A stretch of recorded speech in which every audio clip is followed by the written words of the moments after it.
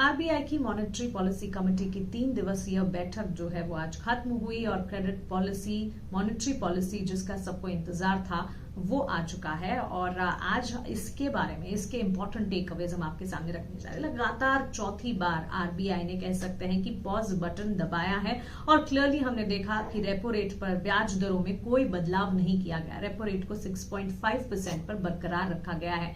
Inflation को टेम करने के लिए, इन्फ्लेशन यानी कि महंगाई की नकेल कसने के लिए लगातार आरबीआई जद्दोजहद कर रहा है और इसी के चलते मॉनेटरी पॉलिसी की जो बड़ी बातें हैं वो आपके सामने हम रखने जा रहे हैं। आरबीआई ने ब्याज दरों में कोई बदलाव नहीं करते हुए 6.5% पर उसे स्थिर रखा है। एमपीसी यानी कि मॉनेटरी पॉलिसी कमेटी का सर्वसम्मति से ये फैसला, यानी कि जितने 6 सदस्य थे सारे के सारे सदस्यों की तरफ से ये फैसला आता हुआ दिखा है और इसी के चलते 6.5% के रेपो रेट को बरकरार रखा गया है। एमपीसी के 6 में से 5 सदस्य अकोमोडेटिव रुख की वापसी के पक्ष में रहे। सो 5:1 का यहां पर रेशियो रहा। वहीं पॉलिसी का फोकस महंगाई को 4% के लक्ष्य तक लाने पर रहा।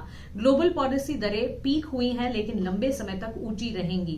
क्लियरली ग्लोबल इकोनॉमिक सेंटिमेंट्स जो आते हुए दिख रहे हैं, विदेशी बाजार में जो उठापटक दिख रही है उसका एक सेंटिमेंट है जिसके चलते हम लगातार देख रहे हैं कि वहां पर पॉलिसी दरें जो है वो पीक होती हुई नजर आई हैं। लंबे समय तक ये सिचुएशन जो है वो बरकरार शायद ना दिखे या फिर कह सकते कि वहां पर भी सिनेरियोज, इकोनॉमी जो है वो बेहतर होती हुई नजर आए।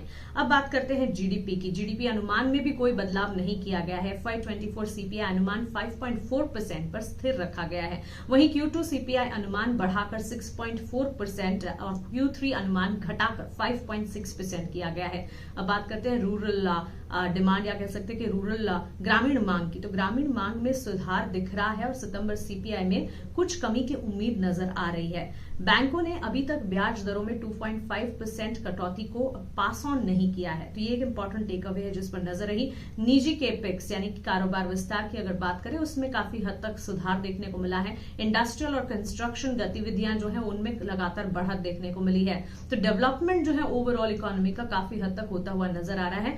और बुलेट रिपेमेंट की अगर बात करें, स्कीम की अगर बात करें तो उसमें गोल्ड लोन सीमा जो है 2 लाख से बढ़ाकर 4 लाख कर दी गई है। तो क्लियरली क्रक्स ये है कि आरबीआई ने मॉनेटरी पॉलिसी कमेटी के फैसले के बाद जो क्रेडिट पॉलिसी, मॉनेटरी पॉलिसी निकल कर आई उसमें चौथी दफा रेपो रेट में या कह सकते हैं कि अपने पॉज बटन को इंटैक्ट रखते हुए रेपो रेट को 6.5% रखा है। आरबीआई गवर्नर शक्तिकांत दास की जो स्पीच रही उसके इंपॉर्टेंट टेक अवेज या बड़ी बातें या कुछ चीजें जो आपके लिए जानना जरूरी है। सबसे बड़ी बात, इन्फ्लेशन को अलाइन करना सबसे बड़ा टारगेट है, यानी कि महंगाई जो है उसे अलाइन रखना, उसे एक दायरे में रखना सबसे बड़ा टारगेट है इस वक्त आरबीआई का।